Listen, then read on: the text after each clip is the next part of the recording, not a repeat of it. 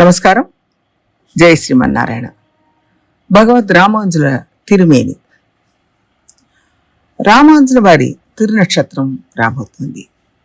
2015 మేషమాసం ఆరుద్ర నక్షత్రం నాడు రామాంజుల వారు ఈ భూలోకంలో అవతరించి 1000 సంవత్సరాలు పూర్తయ్యాయి. అప్పుడు పెద్ద ఎత్తున మనం ఉత్సవాలు జరుపుకున్నాం.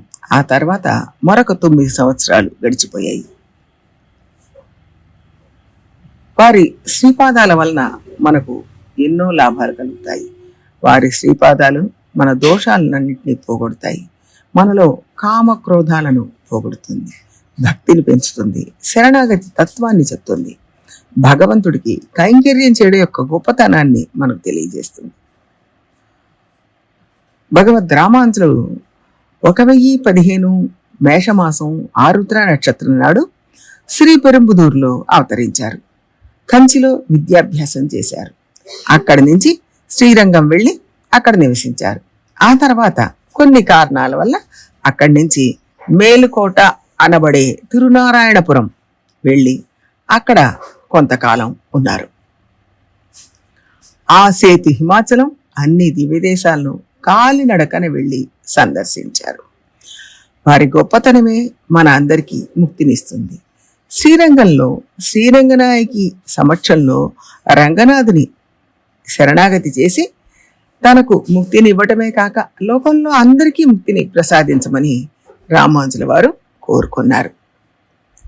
తిరుకోట్టియూరులో తమ ఆచార్యుల మాటను దాటి కోరుకున్న వారందరికీ మంత్రోపదేశం చేసిన ధీశాలి. దాని ఫలితంగా తాను ఒక్కడికి నరకం వచ్చినా పర్వాలేదు, లోకంలో అందరూ ఉజ్జీవిస్తే చాలు అని చెప్పిన త్యాగధనుడు. రామాంజులతో మనకు సంబంధం ఉంటే భగవంతుడు కూడా సంతోషిస్తాడు. వారితో మనకు సంబంధాన్ని ఎలా ఏర్పరచుకోవాలి అని గురు పరంపరా ప్రభావంలో చాలా వివరంగా చెప్పారు. వారి తిరునామాలు నోరారా పలకడం, వారి శ్రీపాదాల దగ్గర మన శిరస్సును చేర్చడం, వారి శ్రీపాద తీర్థం స్వీకరించడం, విగ్రహ రూపంలో వారి తిరుమేని మన గృహంలో వేంచేపు తీసుకోవడం, పూజించడం, ధ్యానించడం వలన వారితో మనకు సంబంధం ఏర్పరచుకోవచ్చు. వారు ఈ లోకంలో 120 సంవత్సరాలు ఉండి పరమపదానికి తిరిగి వెళ్ళిపోయారు.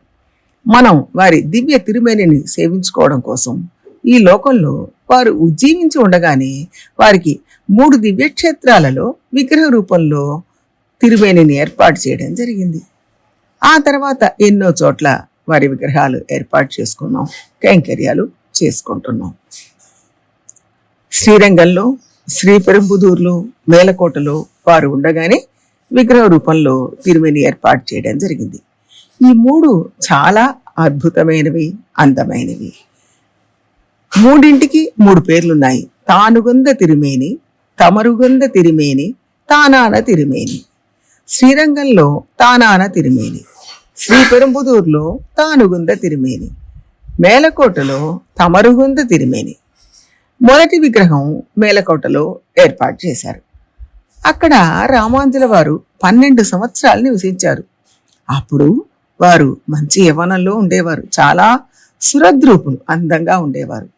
మేలకోట చుట్టుపక్కల ఊళ్ళల్లో ఇప్పటికీ రామాంజుల వారంటే ఎంత ప్రీతి అంటే గ్రామాలకు రామానుజం, యతిరాసర్, ఉడేవర్ అని పేర్లున్నాయి. అంటే వాళ్ళకి ఎంత భక్తి ఉందో రామాంజుల మీద అర్థం అవుతుంది. అక్కడ వారు 12 సంవత్సరాలు ఉండిన తర్వాత తిరిగి శ్రీరంగానికి బయలుదేరేటప్పుడు వారి భక్తులు మిమ్మల్ని వదిలి మేము ఉండలేము అని ప్రార్థించారు. అప్పుడు రామాంజుల వారు 12 సంవత్సరాలు మేలకోటలో ఉండి వారు తిరిగి శ్రీరంగానికి బయలుదేరుతున్నప్పుడు వారి భక్తులు మిమ్మల్ని వదిలి మేము ఉండలేము అని ప్రార్థించారు. అప్పుడు రామాంజుల వారు ఒక విగ్రహాన్ని ఏర్పాటు చేయడానికి అంగీకరించారు. తమర్ అంటే శిష్యులు. శిష్యుల కోరిక మేరకు అంగీకరించారు కాబట్టి తమరుగుంద తిరుమేని, అక్కడ ఉన్న విగ్రహానికి తమరుగుంద తిరుమేని అని పేరు.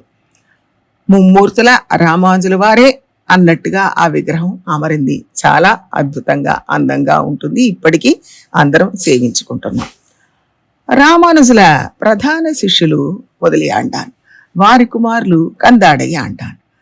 రామానుజులు తమ విగ్రహాన్ని తయారు చేయించమని కందాడయాండాన్ని ఆజ్ఞాపించారు.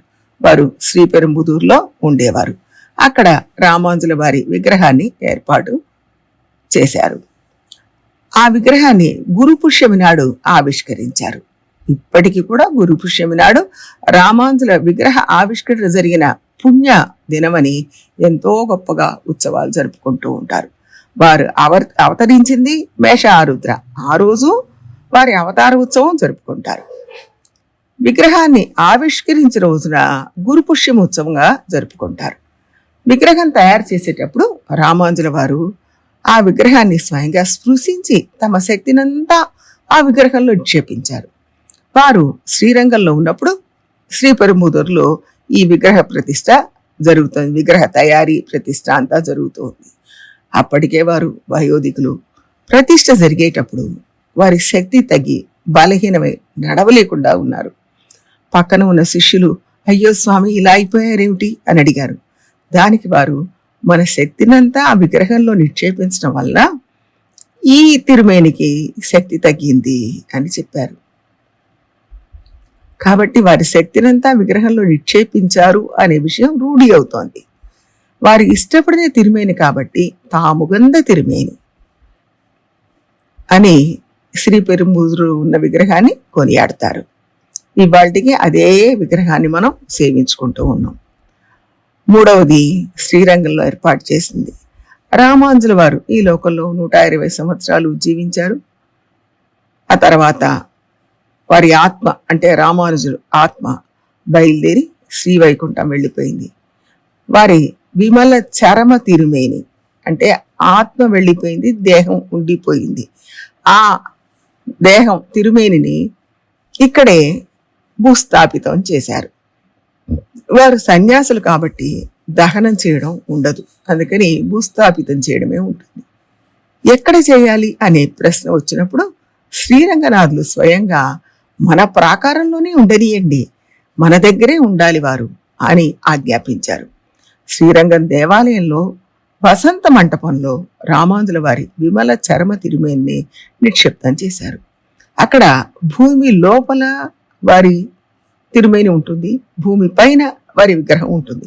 భూమి లోపల వారి విగ్రహం ఉంది, పైన విగ్రహం లోపల వారి తిరుమేని ఉండడం వల్ల తానాన తిరుమేని అంటే వారే పైన మనకు కృపా కటాక్షం అనుగ్రహిస్తున్నట్టుగా భావన కాబట్టి తానాన తిరుమేని అంటారు. మనం దేవాలయాల్లోనూ గృహాల్లోనూ వారి విగ్రహాన్ని ఏర్పాటు చేసుకొని ఆరాధించుకుంటూ వారితో సంబంధాన్ని కలిగి ఉండాలి. రామానుజులతో సంబంధం ఉన్న వాళ్ళందరికీ మోక్షం లభిస్తుంది. ఈ విషయాన్ని శ్రీరంగనాయకి సమక్షంలో శ్రీరంగనాథులే రామానుజుల వారికి చెప్పారు కాబట్టి మనందరికీ మోక్షం తప్పకుండా లభిస్తుంది. ఆ అవకాశం మనకు ఏర్పాటు చేసింది భగవద్ రామానుజులు కాబట్టి వారికి మనం సదా సదా సదా కృతజ్ఞులుగా ఉండాలి. వారి కైంకర్యం చేస్తూ ఉండాలి, వారి నామాన్ని జపిస్తూ ఉండాలి, ధ్యానిస్తూ ఉండాలి. మనసులో ఇప్పుడు వారి తిరుమేని నిలుపుకోవాలి. ప్రయత్నం చేద్దాం. జై శ్రీమన్నారాయణ.